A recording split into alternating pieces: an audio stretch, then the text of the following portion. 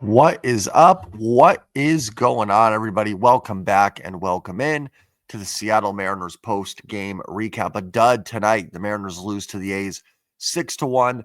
They fall to 57 and 51 in the season. They're 4 games back in the American League West. Texas and Anaheim are not done yet, so we'll see. I'll keep you posted throughout the recap, although I'm sure you'll know by the time it's over what happens there. Anaheim's up by 2. For the sake of the banner there, I'm assuming Texas loses. Probably a dumb assumption to make. Normally, I'd wait for that game to be over, but I'm exhausted, so I want to get the recap up. And a long-winded way to say the Mariners likely will remain in the third wild card spot. Before I go any further, as always, comment your thoughts on the team and the game down below. Subscribe, 163 subs away from 5,000. Don't forget to like the video as well. The most important aspect, what helps the video the most is hitting that like button. I'm tired. I'm got to be up early tomorrow, so this won't be a very long one. I'm going to keep it pretty short and sweet. Logan Evans is not good enough, and eventually this offense has got to start clutching up and getting some big knocks with runners in scoring position, or this team will be home in September or October, no matter what moves they make in the next few days. It's that simple. I appreciate what Logan Evans has done. He stepped up as a rookie. He's delivered some quality starts for this team. He's kept them in a lot of games, and he has done a nice job in his first major league season. But I just don't think you can rely on him going forward here. I just don't think he's a good enough fit starter. Pitching in Seattle against, Kansas City, Pittsburgh, teams like that, sure, he can hold his own, but Mariners have a huge series coming up this weekend against Texas. He is slated to pitch in that game. I think he'd actually be slated to pitch the final game of the series. Again, he's been better at home. Texas's offense actually has been great, been better of late. Do you trust him there? I don't. And the answer is not Emerson Hancock either. You can keep rotating those guys in and out. They're just not the answer. And I get there's not a lot of you're not going to get some ace at the deadline here. I think the Bryce Miller injury, it's something I haven't talked about as much, or certainly haven't talked about recently. It's had a much bigger impact than I don't think maybe bigger than we think, but it's been a massive injury for this team to not have Bryce Miller. Um, a guy that I would look into. It's real quick. It's easy. The Cubs, not the Cubs, the White Sox, off the scrap heap picked up Adrian Hauser this year. He's been pretty solid for them. He's not as good as his 2 ERA would indicate, but he keeps the ball on the ground, doesn't give up a lot of hard contact, doesn't get like a ton of swing and miss or strikeouts or anything, but he can eat up innings for you.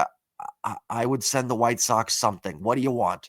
You want some very mid-level prospect? You picked up this guy for free off the scrap heap. Here you go. We'll take Adrian Hauser off you, and it gives you maybe a little bit more stability in that fifth starter position. But they've got to improve. Evans he actually does have 7 strikeouts today, but man, some of those pitches, the one Rooker hit out was just an awful pitch, hung with 2 strikes. Hitting Nick Kurtz with 2 strikes is frustrating. Langoliers hit out a hanging breaking ball. Again, 7 strikeouts today, so he did find some swing and miss there, but just too many times he'll get ahead and has to nibble his way out of it. And you can go look at his StatCast page. It's bad. It's a lot of blue. Again, I'm not trying to dig on Logan Evans. He has done a nice job for this ball club this year, but likely not the answer for this team. The offense has got to come up with some big hits with runners in scoring position. Since the All-Star break, it's been a big frustrating issue. Now they faced some really good pitching in Milwaukee. They faced Hunter Brown.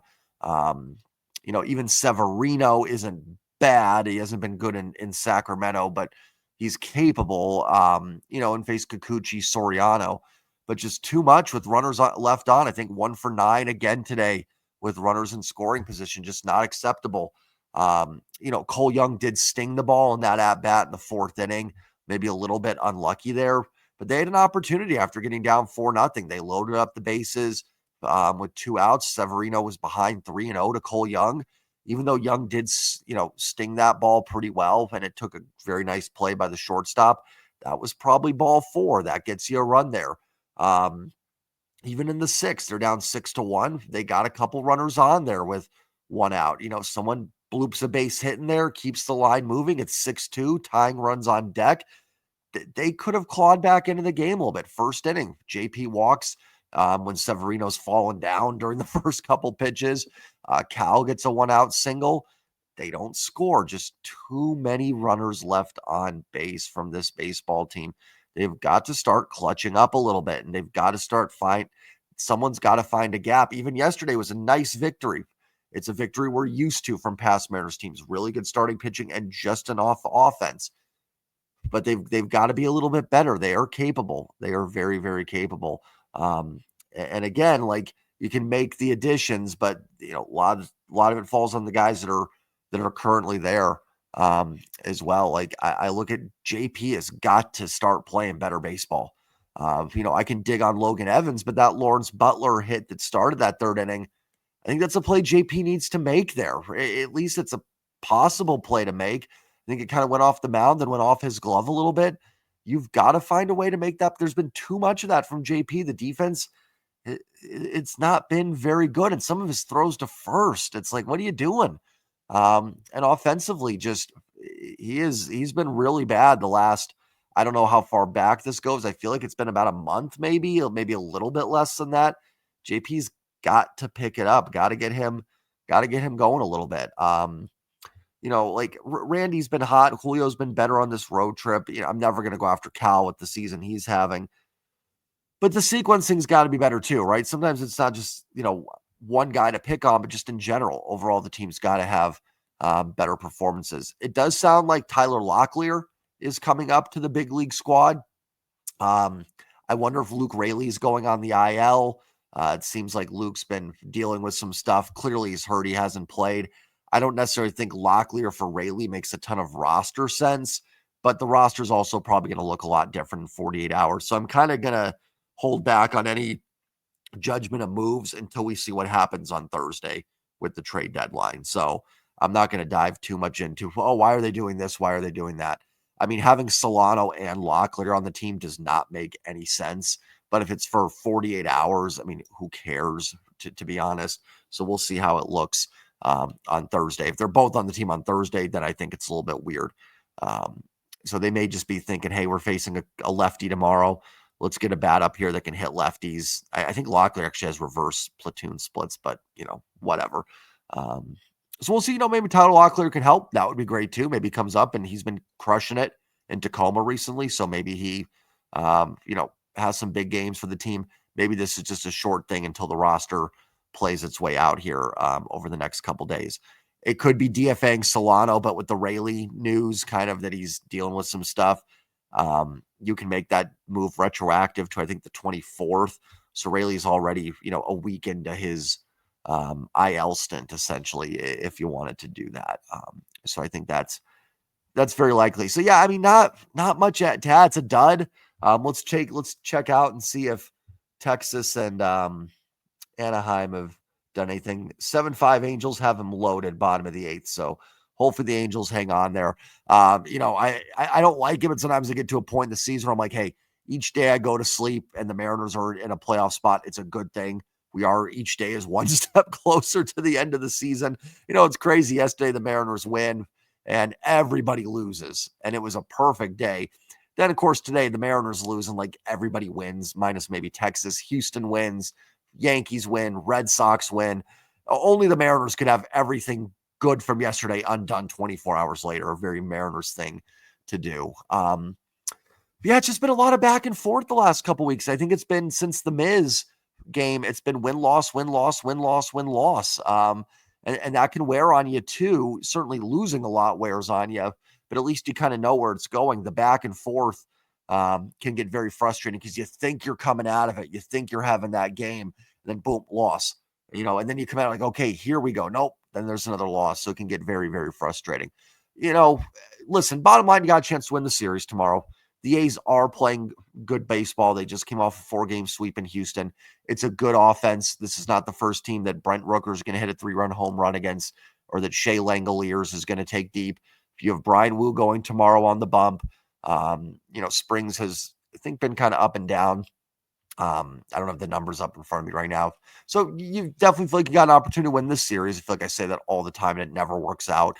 But you feel pretty good about it. Certainly like the pitching matchup in your favor. So the offense can just find a few of those runners in scoring position hits, get out of there, win a series, very possible. And then you have a big series coming up, against the Texas Rangers and a chance to finish off that tiebreaker against them, which I think that already is done actually. But a chance to maybe win 3 out of 4 there and solidify that playoff spot a little bit. So, again, certainly not the end of the world or anything. If you win tomorrow, a series win is good. It would finish a 4-3 road trip, which is solid. It's just, you look at a game like this and they're frustrating to sit through because when they're over that early. But it does show the warts, right? Like I do think you need another starting pitcher of some kind. I get that there's not going to be a ton out there unless you want to fork over a truckload for a Joe Ryan, which I don't think they're going to do. I know Bryce Miller's working his way back. If I had a lot of faith in that, I would be more excited. I don't know. I don't, maybe it works out. Maybe it's not impossible, but it's hard for me to think that's going to be necessarily the answer. And I'm not asking for, an ace. Like I said, Hauser makes a lot of sense. I think you can, and I mean, the White Sox picked him up for free. Take the most mid prospect you've got, maybe a guy that's not even in your, borderline fringe top 25 in your system. Here you go. They're going to say, thanks. Perfect. We picked this guy for nothing. You can take him. And he gives you, what are we at now? Maybe 7 starts. And he's probably going to give you 7 starts better than Hancock and Logan Evans. And the Mariners are on the fringe, right? That could be the difference. And a solid Adrian Hauser start over Logan Evans may be the difference in making it or not making it when it comes down to one game. So, and it's not going to cost you anything that you're going to regret necessarily. So we'll see. Again, of course, I have my 2 busiest work days of the week, the next 2 days. So I will try from my car to do a short or a video if a trade is made while I'm out there. Just something real quick for you guys. I will try to do it. If not, I'll do it during the recap and we'll talk about it as well. But I will do my best to do that for you, no matter how big or small the trade is, even if it's, the most no-name person you've heard of, but someone that can maybe help the bullpen. We'll still do a video on it. So that's all I've got. Go win tomorrow, win a series. Love y'all. Take care. Like, comment, subscribe. And as always, go Mariners. Also, channel members, I will have a video. We'll do a live stream during the Texas series. I'll try to do one. Let's shoot for Friday. Let's try for Friday for a live play-by-play, August 1st, right after the deadline. Roster will be sorted out, and we'll talk some ball. Take care, everybody. Love y'all. Like, comment, subscribe. As always, go Mariners. Peace.